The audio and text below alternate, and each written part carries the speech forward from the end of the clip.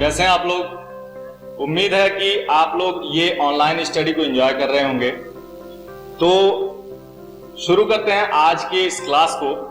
तो आज के इस क्लास में हम लोग स्टडी करेंगे जो इंटरमीडिएट यानी क्लास 12th का जो दूसरा चैप्टर है बायोलॉजी का, जिसका नाम है क्या, sexual reproduction in flowering plants, यानी पुष्पी पौधों में लैंगिक जनन। इसका मतलब क्या है कि जो 11th में आप लोगों ने पढ़ा था एंजियोस्पर्मिक प्लांट, यानी कि ऐसे पौधे जो फ्लावरिंग करते हैं, पुष्प जिनमें आते हैं, उनके सेक्सुअल रिप्रोडक्शन के बारे में इस चैप्टर में हमको डिस्कस करना है। क्लियर? तो चलिए पहले उसके अंतर्गत क्या देखते हैं कि फ्लावर के कौन कौन से पार्ट्स होते हैं। तो पहला जो टॉपिक है इस चैप्टर का वो है पार्ट्स ऑफ फ्लावर, यानी पुष्पों के भाग कौन कौन से हैं। तो यहां लिखा गया, देख रहे हैं, सबसे बाहरी घेरा जो होता है, एक पुष्प है जो सबसे बाहरी घेरा है उसका या चक्र है, उसे कहते हैं कैलिक्स, यानी कि बाह्यदल पुंज।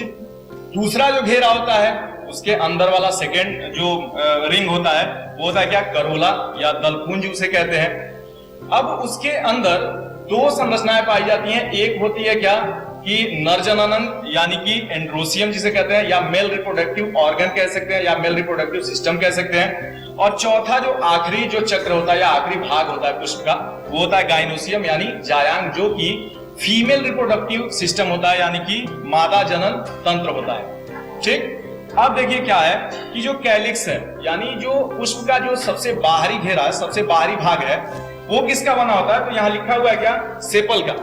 ये लिखा है सेपल्स का बना हुआ होता है, जिसका हिंदी क्या है, वाह्यदल, यानी कि एक जो कैलिक्स है वो वाह्यदलों का बना हुआ होता है, यानी कि उसकी इकाई क्या होती है, वाह्यदल। क्लियर? अगला क्या है, दलपुंज यानी करोला, वो किसका बना होता है, उसकी इकाई क्या होती है। तो यहाँ लिखा हुआ है पेटल्स का बना हुआ होता है, यानी पेटल्स का मतलब क्या हो गया, दल, यानी बहुत सारे दलों का बना हुआ होता है क्या, दूसरा जो रिंग है फ्लावर का, यानी कि करोला या दलपुंज। क्लियर?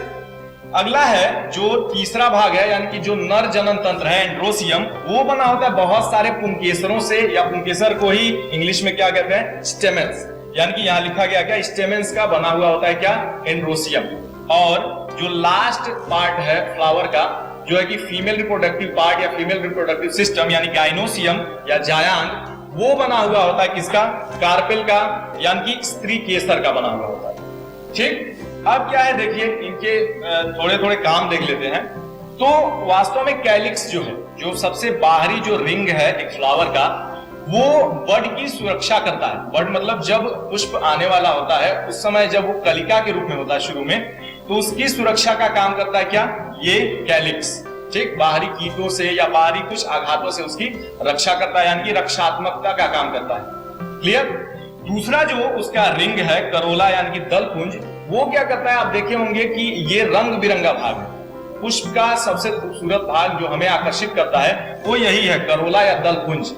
ये हमें आकर्षित करता है, इसका मतलब क्या है, ये कीटों को भी आकर्षित करता है। किस लिए, कीट आते हैं उस पर बैठते हैं और परागण का काम होता है। परागण क्या है वो आगे हम लोग डिस्कस करेंगे। ठीक, तो यानी कि कीटों को आकर्षित करने का काम ये करता है। क्लियर?